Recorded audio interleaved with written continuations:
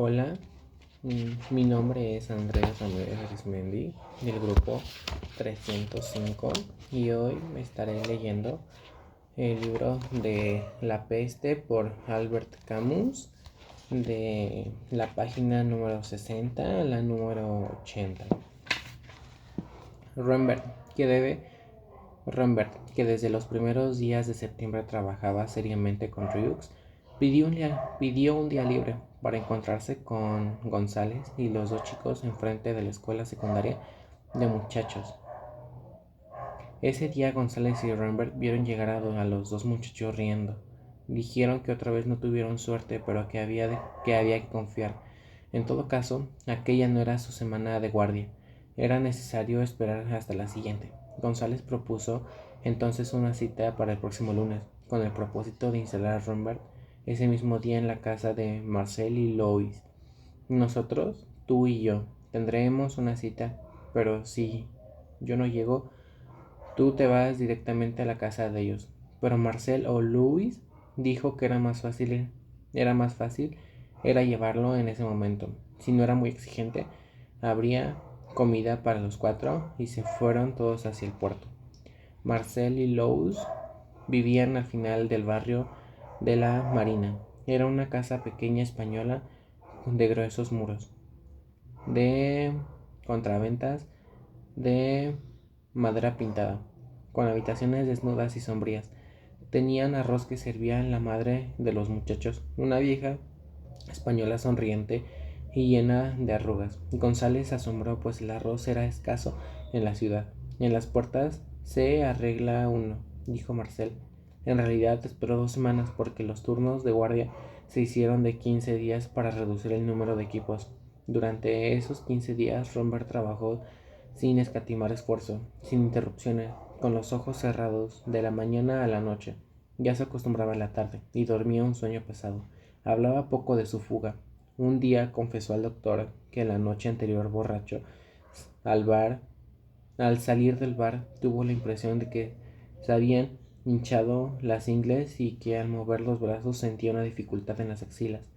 Enseguida pensó que era la peste y única reacción que tuvo fue la de correr hacia la parte alta de la ciudad y allí, en una plaza pequeña desde donde se llegaba a distinguir el mar, pero desde donde se veía un poco más logró el cielo, llamó gritando a su mujer. Cuando llegó a casa, vio que no tenía en el cuerpo ningún signo de infección y que no quedó muy orgulloso de aquella crisis violenta.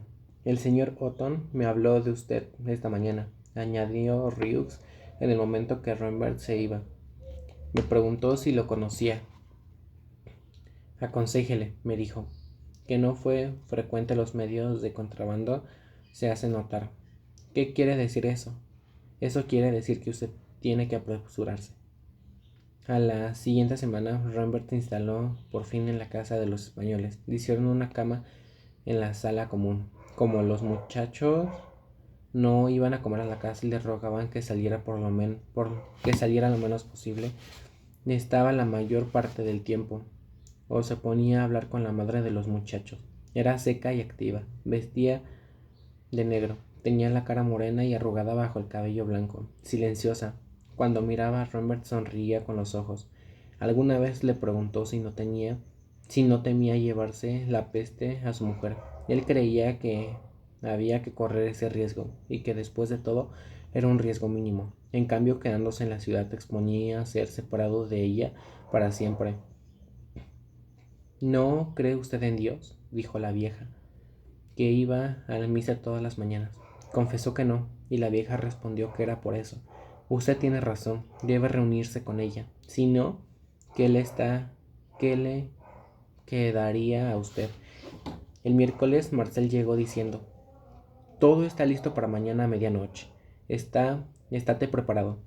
De los dos hombres que hacía la guardia con ellos, uno cayó con la peste y el otro que vivía con él estaba en observación. Así durante 2 o 3 días, Marcel y Lois estarían solos. Por la noche fueron a arreglar los últimos detalles. Al día siguiente todo sería posible. La mañana siguiente, bajo un cielo pesado, el calor era húmedo y sofocante. Las noticias de la peste eran malas. Tanto Rambert como Marcel Loos andaban con el torso desnudo. Les escurría sudor por los hombros y por el pecho. En la penumbra de la casa, con las persianas bajas, sus cuerpos parecían más morenos y relucientes. Rambert daba vueltas callado. De repente, a las 4 de la tarde, se vistió y dijo que partiría. Cuidado, le dijo Marcel. Es medianoche. Todo está preparado. Rambert fue a la casa del doctor. La madre de Rieux le dijo que la encontraría en el hospital en la parte alta de la ciudad, delante del puesto de guardia. La muchedumbre daba vueltas sobre sí misma. Rambert enseñó un pase al sargento que le indicó el despacho de Tarrow. Se cruzó con el padre Paneleux, que salía del despacho. Era una pequeña habitación, blanca y sucia, que olía a farmacia y trapos húmedos. Tarrow, sentado detrás de la mesa de madera negra, con las mangas arremangadas, se secaba el sudor con un pañuelo. Rambert miró a Tarrow, vio que adelgazaba. El cansancio lo aborrataba los ojos y todas las facciones. Sus anchos hombros estaban encogidos. Llamaron a la puerta y entró un enfermo enmascarado de blanco. Dejó sobre la mesa de Tarrow un paquete de fichas y dijo con una voz que el tapabocas ahogaba: 6, y se fue. Tarrow miraba a Rambert y le enseñó las fichas extendidas en abanico. Qué bonitas, ¿eh? Pues no, no son tan bonitas. Son muertos, los muertos de esta noche. ¿Se va usted pronto? Hoy, a medianoche. Tarrow dijo que le daba alegría y que se cuidara. ¿Dice usted eso sinceramente? A mi edad, es sincero forzadamente. Mentir cansa mucho. Tarrow dijo a Rambert: perdóneme, pero quiero ver al doctor. Caminaron por un pasillo cuyos muros estaban pintados de verde claro, ni donde flotaba una luz de acuario. Entraron a una inmensa sala, con las ventanas herméticamente cerradas. En lo alto de las paredes zumbaban los aparatos que renovaban el aire, y las hélices curvas agitaban el aire espeso y caldeado. Por encima de las dos filas de camas, de todos lados subían gemidos sordos y agudos que formaban un solo lamento monótono. Rambert se sintió mal en terrible calor de aquella sala, y le costó trabajo reconocer a Rieux, que estaba inclinado sobre una forma gimiente. El doctor estaba punzando las ingles de un enfermo que sujetaban dos enfermos a los lados de la cama.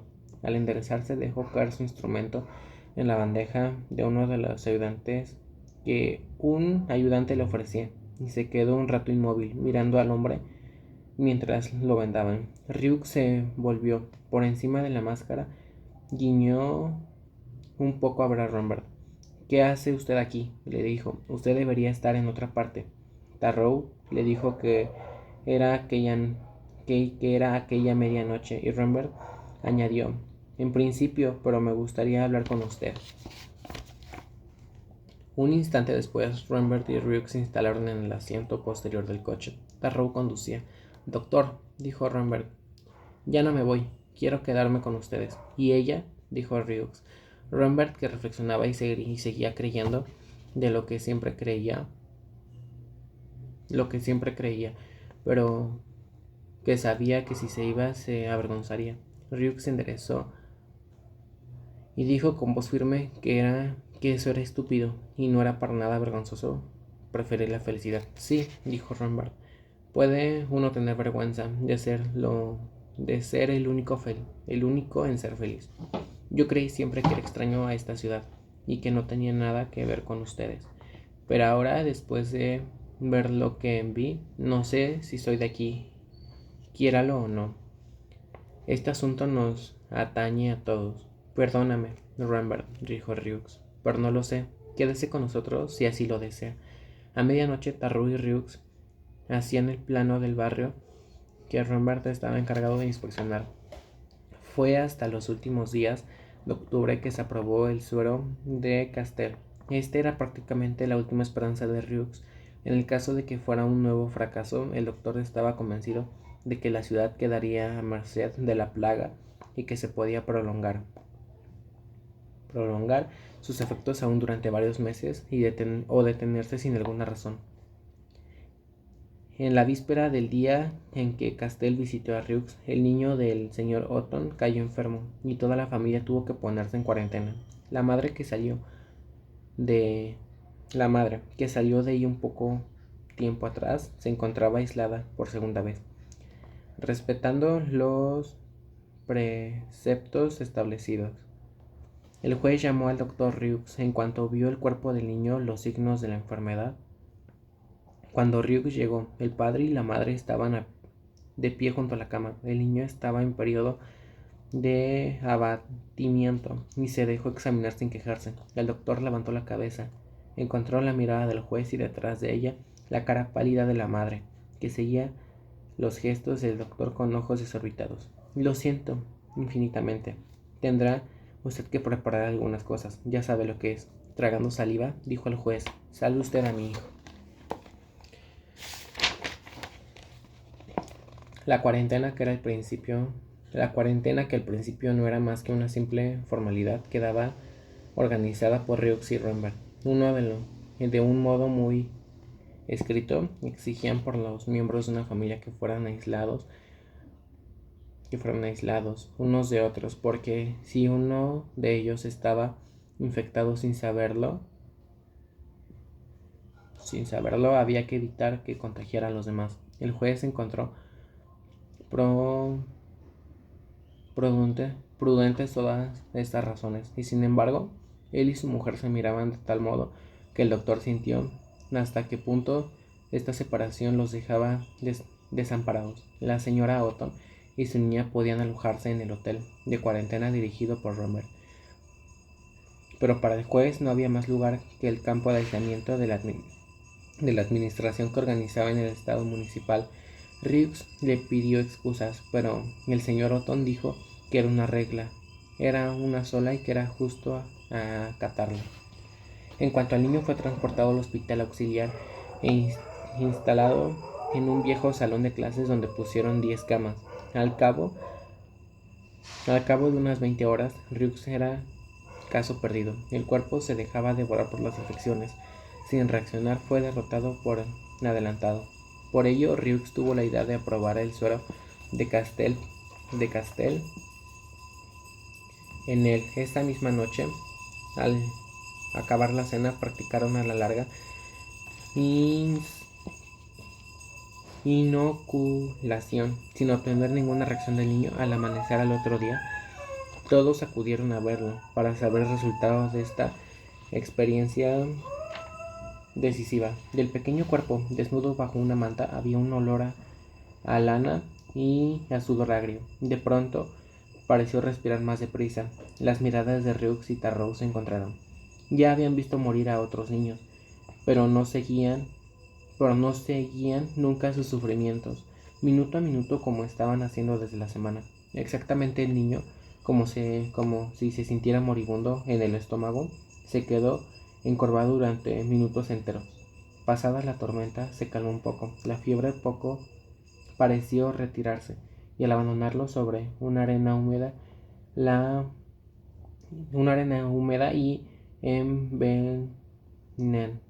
envenenada, donde el proceso semejaba la muerte. Cuando la ola ardiente lo envolvió por tercera vez, el niño se encogió, se cubrió hasta el fondo de la cama y agitó la cabeza. Grandes lágrimas brotaron de debajo de sus párpados inflamados, y al final de la crisis, agotado, sacudió las piernas huesudas y los brazos, cuya carne se había fundido. El niño tomó en la cama la grotesca apariencia de un crucificado. No tuvo mejoría matinal. ¿No es cierto, Rieux?, dijo Castell. Rieux dijo que no, pero parecía que resistía más tiempo de lo normal. La luz blanca crecía en la sala. En las otras 5 camas había formas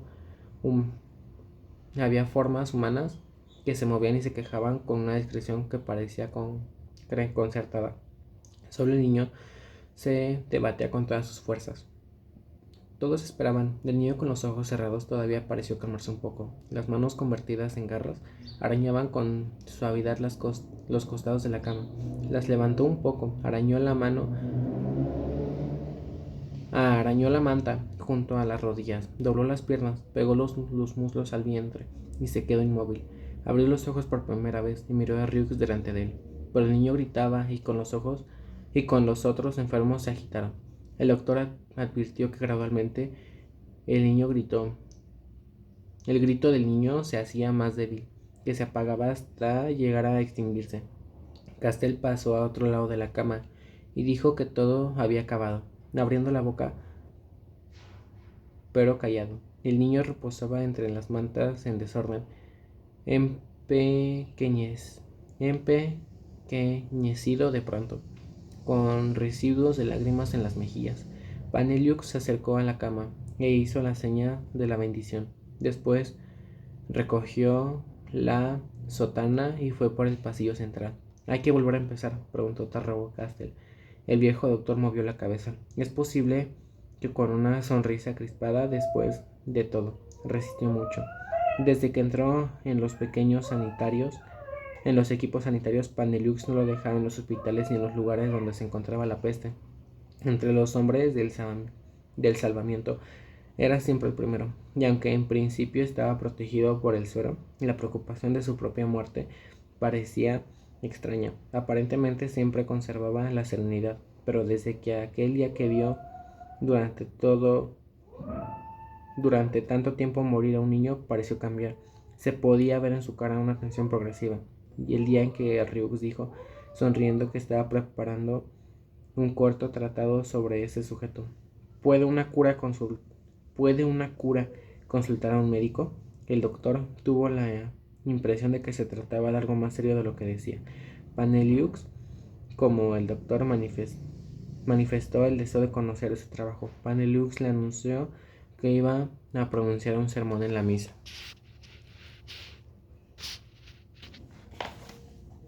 El padre pronunció un segundo sermón en el día en que hacía mucho viento. A decir verdad, las filas de los asistentes no estaban tan tupidas como en el primero. En las circunstancias difíciles que atravesaba la ciudad, la palabra novedad perdía su sentido. Además, la mayor parte de las gentes, cuando no abandonaban enteramente sus deberes religiosos, cuando no lo hacían coincidir con una vida personal profundamente inmoral, reemplazaban las prácticas ordinarias por supersticiones poco razonables. Podían llevar medallas protectoras o amuletos de San Roque a ir a misa. Estas supersticiones sustituían la religión de nuestros compatriotas, y por eso el sermón de Paneliux se oyó en una iglesia únicamente llena en sus 3/4 partes. La tarde del sermón, cuando llegó Ryux, el viento se infiltraba en ráfagas cada que abrían las puertas de la entrada. Circulaba libremente por entre oyentes. Habló en un tono meditado por primera vez, y en distintas ocasiones las asistentes advirtieron cierta vacilación. Curiosamente ya no decía vosotros, sino nosotros. Su voz se hacía más firme. Comenzó a recordar que desde hacía varios meses la peste estaba entre nosotros, y que ahora ya la conocíamos bien, por haberla visto muchas veces sentarse en nuestra mesa o en la cabecera de los que amábamos. El padre sabía que era excesivo lo que hablaría, y que desagradaría a muchos espíritus acostumbrados a una moral más indulgente o más clásica.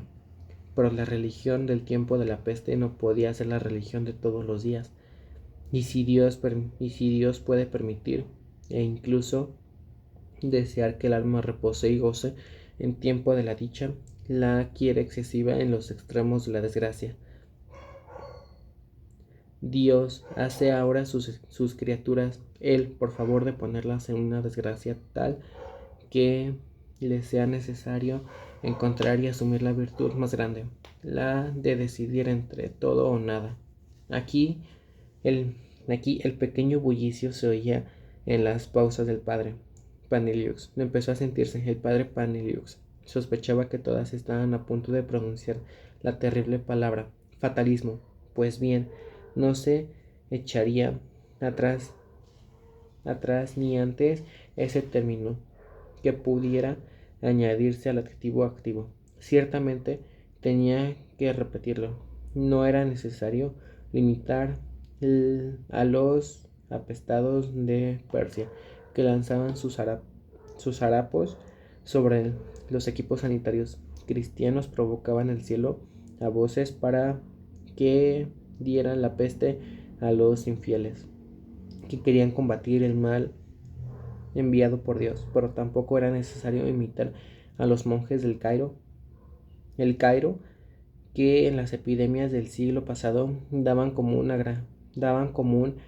agarrando la hostia con pinzas para evitar el contacto con aquellas bocas donde la infección podía estar dormida.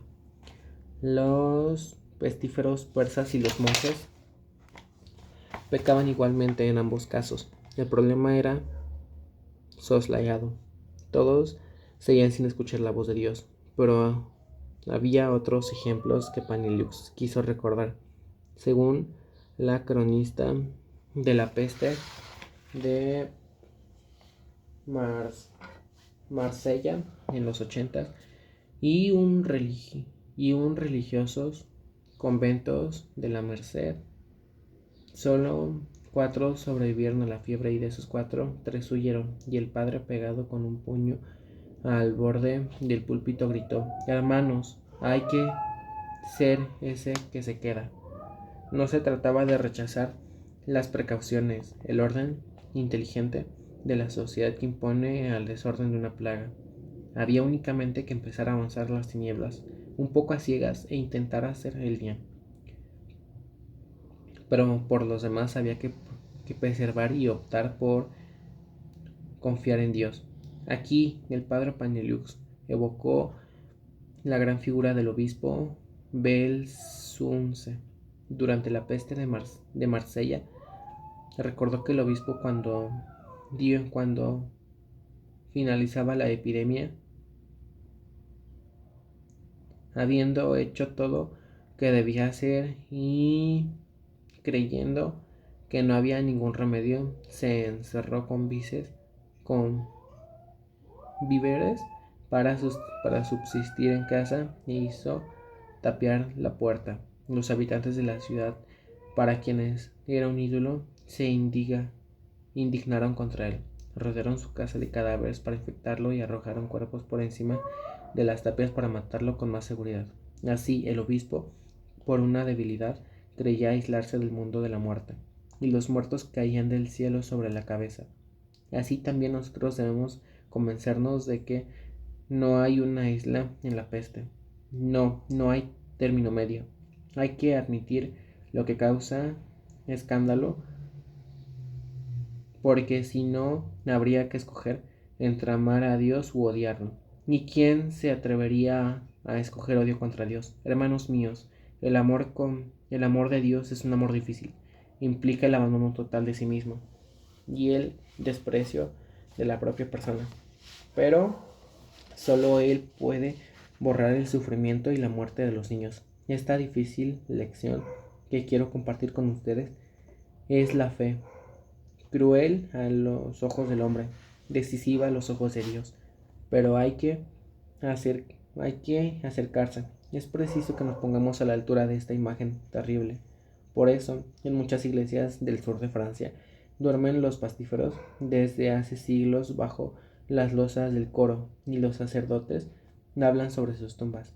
En cuanto Riux salió, una violenta corriente de aire se arremolinó en la puerta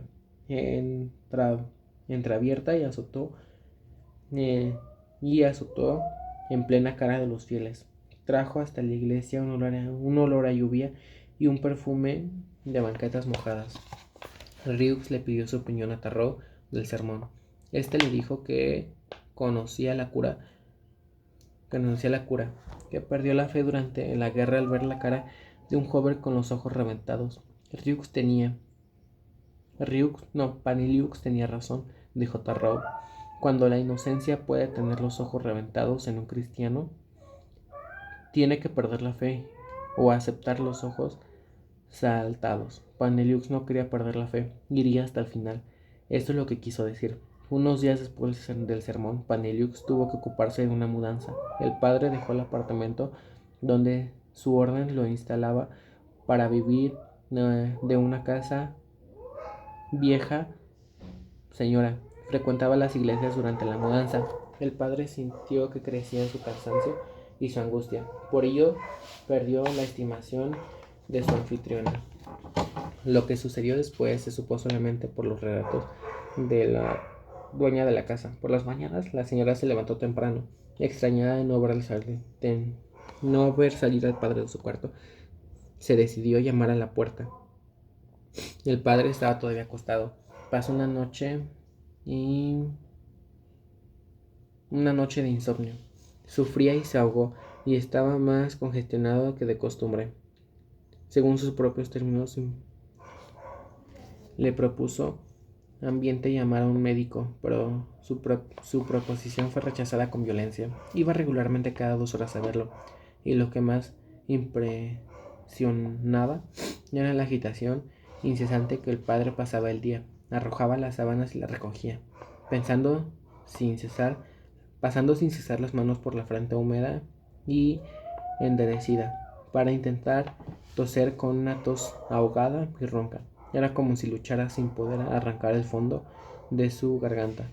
Tapones de algodón que estuviera ahogándolo. Por último, se incorporó a medias y se quedó mirando con una fuerza más vehemente que agitación anterior. Pero la señora no se atrevió todavía a llamar al médico para no contrariar a su enfermo. Y en la tarde intentó nuevamente hablar con el padre, pero él le respondió claramente que no quería médico. A la mañana siguiente, ella le preguntó si se encontraba, y con una voz que le pareció asombrosamente indiferente, dijo que se encontraba mal, pero que no necesitaba un médico, y que era suficiente que lo llevaran al hospital para que todo regresara al orden. La señora, aterrada, corrió al teléfono. Ryuji llegó al mediodía. El padre lo recibió con el mismo aire indiferente. Ryux lo reconoció y quedó sorprendido, pues fuera del ahogo y la opresión del pecho, no encontró ninguno de los síntomas principales de la peste bubónica o pulmonar. Yo me quedaré cerca de usted, le dije con tranquilidad. Gracias, pero los religiosos no tienen amigos. Ponen todo a disposición de Dios. En el hospital, Paneliux no volvió a abrir la boca. Se abandonó como una cosa inerte a todos los tratamientos que le impusieron, pero no soltó el crucifijo. Sin embargo, el caso del padre seguía siendo ambiguo. La fiebre aumentó por la noche, al fin que el padre expectoró aquel algodón que lo ahogaba. Estaba rojo, el medio de estruñendo en la fiebre. Panilux permaneció con su mirada indiferente, y a la mañana siguiente lo encontraron muerto. Medio había caído de la cama y su mirada no expresaba nada. En su ficha anotó: caso dudoso. El día de Todos los Santos no fue ese año como otras veces. El tiempo cambiaba bruscamente y los calores tardíos cedían la plaza de golpe. Al frío los primeros impermeables aparecieron. Todos estos signos de la estación no hacían olvidar que los cementerios estaban desiertos. Otros años los tranvías iban llenos de color intrusivo, insulso de los crisantemos, ni procesión de mujeres que caminaban a los lugares donde los suyos estaban enterrados a poner flores en sus tumbas. Era el día que se trataba de compensar a los muertos del aislamiento y el olvido.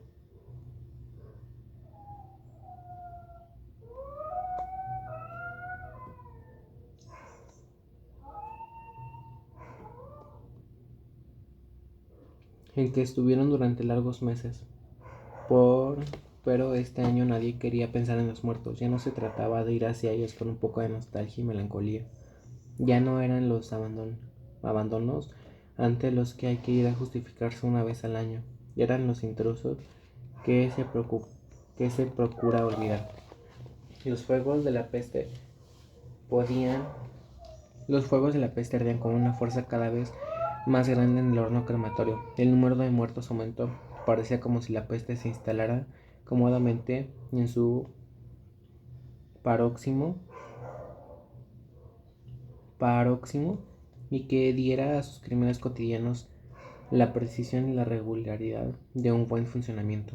En principio y según la opinión de las personas competentes, este era un buen síntoma. El doctor Richard, por ejemplo, pensaba que ahora empezaría a decrecer en parte, gracias a la suerte de Castell, cuando de repente el doctor Richard fue arrebatado por la peste. La administración ante este ejemplo volvió al pesimismo con las mismas incoherencias que con que primero se entregaba al optimismo. Castell solo preparaba su sucro lo más cuidadosamente posible. Ya no había un solo edificio público que no fuera transformado en hospital o leprosería. En la ciudad había muchos campos de fútbol reservados para aislar a la gente. En ellos el olor a hombres y enormes ruidos de los altavoces al atardecer, el misterio de los muertos y el miedo de esos lugares añadían confusión y malestar. A finales de noviembre las mañanas llegaron a ser muy frías, lluvias torrenciales. El pavimento a chorros limpiaron el cielo y dejaron puro, sin nubes sobre las calles relucientes. Durante las mañanas un sol débil esparcía sobre la ciudad una luz refulgente y fría. Una noche a las 10, después de una larga y agotadora jornada, Tarrego acompañó a Ryux, que iba a hacer su vista al viejo asmático. El viejo les hizo saber que había muchos que no estaban de acuerdo, que las tajadas eran siempre lo mismo, que tanto va el cántaro a la fuente que acaba de romperse y que probablemente si no aquí se frotaba las manos había problemas. Oyeron pasos sobre el techo.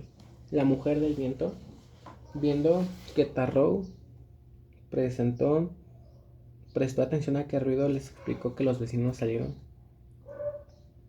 a la terraza. Dijo también que había una vista muy bonita desde allá arriba y que las terrazas de casi todas las casas estaban comunicadas por algún lado y así podían las mujeres del barrio visitarse sin salir a la calle. Sí, dijo el viejo, suban un poco, ahí arriba hay un buen aire. Y encontraron la terraza sola. Había 3 sillas, de un lado tan lejos como alcanzaba la vista. No se distinguían más terrazas que acababan de adosarse a una mesa oscura y recosa que correspondía a la primera colina. La brisa traía olores de especias y de rocas. El silencio era absoluto. Qué buen tiempo hace, dijo Ryuk sentándose. Es como si la peste no llegara hasta aquí.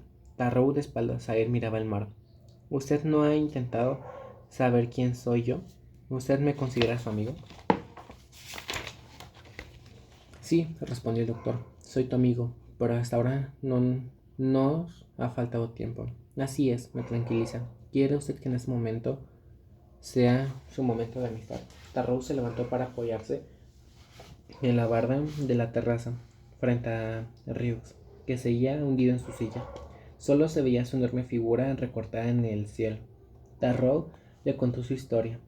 Hijo de una madre silenciosa y resignada, escuchó a su padre abogado pedir que caiga la cabeza de un condenado muerto. A partir de ese momento comenzó a ver a su padre con malos ojos. Comprendió entonces que los días que se levantaba temprano era para asistir a una ejecución, y entonces decidió dedicarse a combatir la pena de muerte, que era una de las formas de la peste, una forma de peste de una sociedad conformista e hipócrita.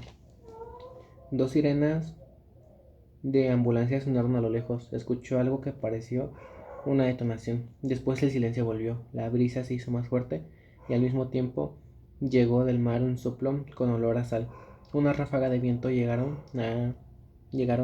gritos de hombres, después el ruido de una descarga y el clamor de una multitud. Tarrou se paró y escuchó. Ya no se oía nada. Otra vez están peleándose en las puertas. Tarrou murmuró que eso no terminaría nunca, ni seguiría habiendo víctimas, porque esa era la norma. ¿Sabe usted?, dijo, lo que deberíamos hacer es darnos un baño de mar en nuestro en nombre de la amistad. Con nuestros peces podemos ir hasta el muelle. Después de todo, es demasiado tonto no vivir más que en la peste. Es evidente que un hombre tiene más que luchar por las víctimas. Pero si por eso deja de amar todo lo demás, usted de, por, de- sí, pero por eso deja de amar todo lo demás. ¿De qué sirve luchar?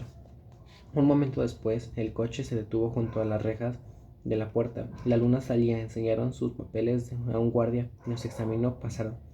Y por los terraplenes cubiertos de barriles entre olor a vino y a pescado tomaron la dirección al muelle. Poco antes de llegar al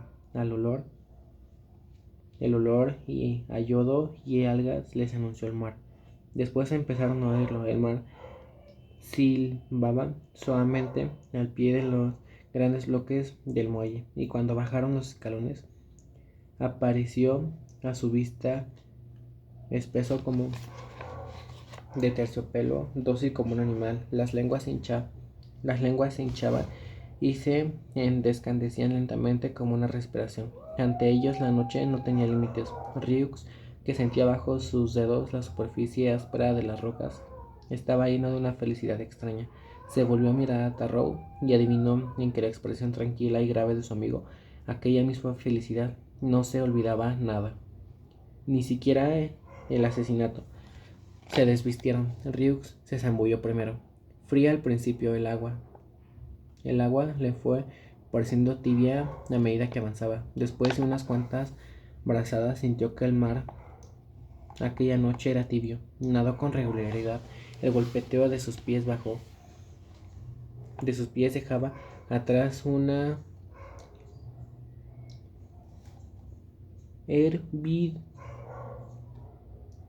hervidero de espuma. Un pescado chapoteó. Le anunció Tarrou.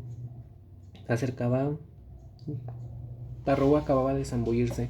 Ryux le echó agua. Ryux se echó boca arriba y quedó inmóvil mirando el cielo lleno de luna y de estrellas.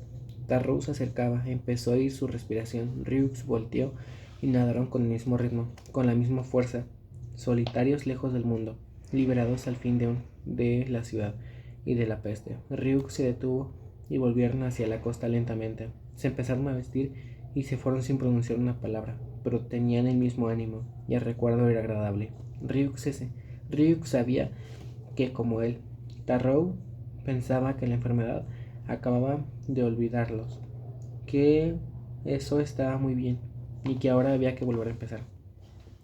Sí, había que volver a empezar porque la peste no olvidaba a nadie mucho tiempo. Durante el mes de diciembre nos dejó avanzar su marcha paciente e irregular. Las autoridades contaban que los días fríos detendrían su avance y, sin embargo, pasó sin disminuir. A través de los primeros rigores de la estación había que esperar todavía, pero a fuerza de esperar se termina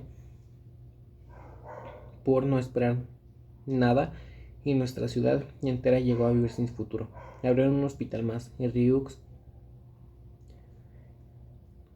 y Ryux quedó cara a cara únicamente con los enfermos. Hacia fines de diciembre, Ryux recibió del señor Otto, que se encontraba todavía en su campo, una carta que decía que el tiempo de la cuarentena acaba de pasar y que la administración no encontraba la fecha de su ingreso y que seguramente lo retenían en el campo de aislamiento por un error. Su mujer, que salió hace algún tiempo, fue a protestar a la administración, donde fue mal recibida y le dijeron que no había errores.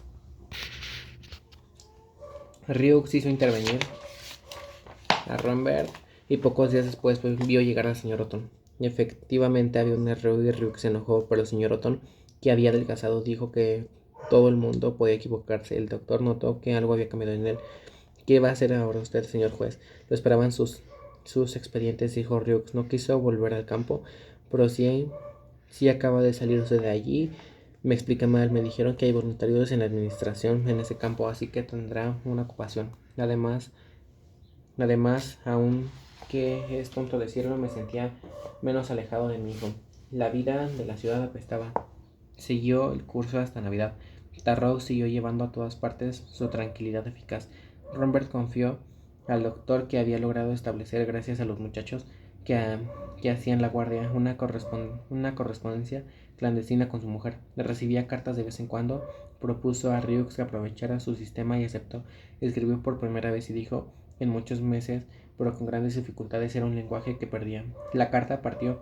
La respuesta tardó en venir. Por su parte, Cotard prosperaba y sus pequeñas especulaciones lo enriquecían. En cuanto a Gran, el periodo de las fiestas no le ayudó. En Navidad, este año, fue más bien fiesta del infierno que la del Evangelio. Los comercios vacíos sin luz, chocolates artificiales o las cajas vacías en los escaparates, las iglesias estaban llenas de lamentaciones. En vez de acción de gracias, en la ciudad algunos niños corrían de un lado a otro, pero nadie se atrevía a hablarles del Dios de otros tiempos encargados de las ofrendas. El día anterior Grant faltó a su cita. Todo el mundo estaba alarmado. Hacia las 11, Rambert fue al hospital a decir que vio a Grant a lo lejos, vagando por las calles con la cara descompuesta. El doctor y Tarrow fueron en coche en su busca, a medida que Ryux vio a lo lejos a Grant pegado a un escaparate lleno de juguetes toscamente tallados en madera. Por las mejillas del viejo funcionario corriendo lágrimas. Ryux sabía que estaba pensando en aquel momento. Pobre viejo, igual que él. Pensaba que este mundo sin amor es un mundo muerto y que al final llega un momento que se cansa de la presión, del trabajo y del valor. Grant lo vio en el cristal sin dejar de llorar y volteó. Así ya demasiado tiempo dura esto. Uno tiene ganas de no preocuparse más. Ah, doctor, soy un hombre que parece tranquilo, pero simplemente necesito hacer un gran esfuerzo para siquiera para ni siquiera normal. Ahora ya esto ya es demasiado. Ryuk le tomó la mano. Ardía, pero Grant se escapó y dio unos cuantos pasos. Empezó a oscilar y cayó sobre la banqueta helada. Ya en la cama Grant se sofocaba. Los pulmones estaban atascados. Ryuk pensó que Grant no tenía familia para transportarlo. Se quedaría allí. Tarrou para cuidarlo. Grant estaba hundido en la almohada, con la piel verdosa, los ojos pegados, miraba fijamente un pobre fuego que Tarrou trataba de encender en la chimenea con los restos de un cajón.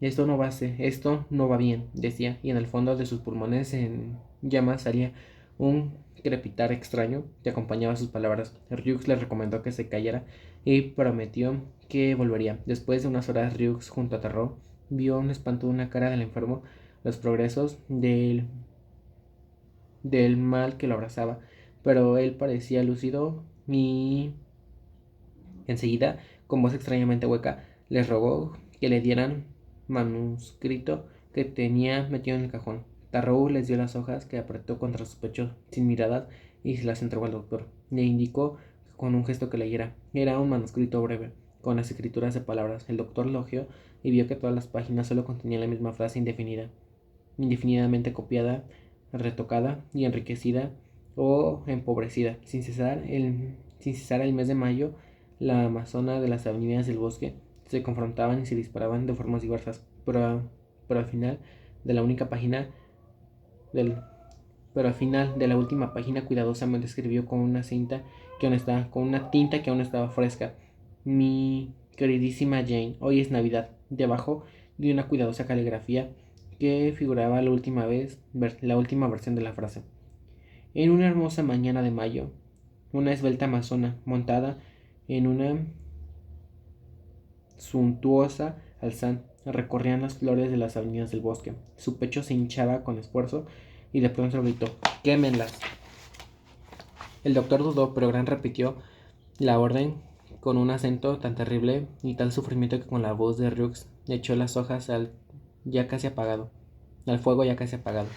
La habitación se iluminó rápidamente y una breve llamarada de incendio la encendió en un momento. Cuando el doctor fue hacia el enfermo, este se volteó de lado a otro y su cara tocó casi la pared. Tarrow miraba por la ventana como ajeno a la escena. Después de haberse inyectado el suero, Ryuk dijo que su amigo de Kegran no pasaría la noche, y Tarrow propuso quedarse con él. El doctor aceptó. A la mañana siguiente, Ryuk se encontró a Gran sentado en la cama, hablando con Tarrow. La fiebre había desaparecido. No le quedaban más que huellas de un agotamiento general. Ah, doctor, decía Grant, me equivoqué, para volver a empezar. Me acuerdo de todo, ya verá usted. A mediodía nada había cambiado. Por la noche Grant podía considerarse como salvado, pero Ryux no podía comprender esta resurrección. Más o menos, por la misma época, le llevaron a una enferma que aisló desde su llegada al hospital. La muchacha estaba en pleno delirio y presentaba todos los síntomas de la fiebre pulmonar. Pero el día siguiente la fiebre bajó. Por la tarde aumentaron unas décimas. Solamente el otro día desapareció. Ryux dijo que Tarrao que, que salvó contra todo pronóstico. Durante la semana se presentaron 4 casos semejantes en el servicio del doctor. Al final de la misma semana, el viejo asmático acudió al doctor y Tarrao mostrando una gran agitación. Ya está, decía, vuelvan a salir las ratas. Desde el mes de abril no se volvió a ver una rata muerta. El viejo se frotaba las manos. Hay que ver cómo corren, da gusto. Vio que las ratas se encontraban a la puerta. Algunos vecinos le contaron que también en sus casas los animales reaparecieron. Ryuk esperó las estadísticas generales que publicaron al principio de cada semana. Revelaron un retroceso en la enfermedad. Aunque este retroceso brusco de la enfermedad fue inesperado, nuestros compatriotas no empezaron a alegrarse. Los meses que acababan de pasar enseñaban a ser prudentes y los acostumbraban a pasar, les enseñaban a ser prudentes, acostumbraron a contar cada vez menos de un próximo fin de la epidemia. No obstante, este era un hecho que en boca de todos y en el fondo de todos los corazones se agitaba una esperanza no confesada. Todos estaban de acuerdo en creer que las comodidades de la vida pasada no se recuperarían en un instante y que era más fácil destruir que reconstruir. En cualquier caso, nuestros compatriotas afirmaban que la liberación no sería para el día siguiente, y en efecto, la peste no se detuvo al otro día, pero en apariencia empezó a perder fuerza más rápido de lo que se pudiera esperar. La peste, al cabo de 3 semanas y mediante sucesos descensos, pareció agotarse. Perdió un breve lapso de tiempo casi la mayoría de las fuerzas que acumuló en meses. El suero de Castell tuvo de pronto éxitos que hasta entonces fueron negados. Solo de vez en cuando la enfermedad se intensificaba. En una especie de arrebato se llevaba 2 a 3 a 4 enfermos cuya curación era esperada. Este fue el caso del juez Soto, que al final tuvo que evacuarse del campo de cuarentena, pero en conjunto la infección retrocedía en toda la línea y los comunicados de la administración que primero hacían nacer tan tímida y secreta esperanza acababan de confirmar en la mente de todos la convicción de que la victoria era solo un hecho y de que la enfermedad abandonaba sus posiciones. Se tenía la impresión de que la enfermedad se agotaba por sí misma, o de que se retiraba luego de haber alcanzado todos sus objetivos. Se podía creer que no cambiaba nada en la ciudad. Las calles todavía mudas durante el día, estaban estaban invadidas por la noche por multitudes de abrigos y bufandas, pero sí miraba detenidamente alcanzar a verse que las caras estaban más relajadas. Era un poco, sin duda. Sin embargo, este ligero matriz reflejaba los enormes progresos alcanzados por nuestros compatriotas en el camino de la esperanza. El hecho es que durante todo el mes de enero nuestros compatriotas reaccionaron contradictoriamente, pasaron por periodos de excitación y depresión. Se registraron, por ejemplo, nuevos intentos de fuga. Esto sorprendió a muchas autoridades porque la mayoría de esos intentos fue éxito. En unos la peste hizo que se arraigara un escepticismo profundo de que ya no se podían deshacerse. La esperanza no podía aferrarse a ellos, y aunque la época de la peste pasaba, ellos estaban arrastrando con respecto a los acontecimientos en otros, y que estos ya contaban principalmente entre los entre los que vivían separados de los seres que querían. Después de tanto tiempo de reclusión y abatimiento, el viento de la esperanza encendía una fiebre y una impaciencia que desalojaban el dominio de sí mismos.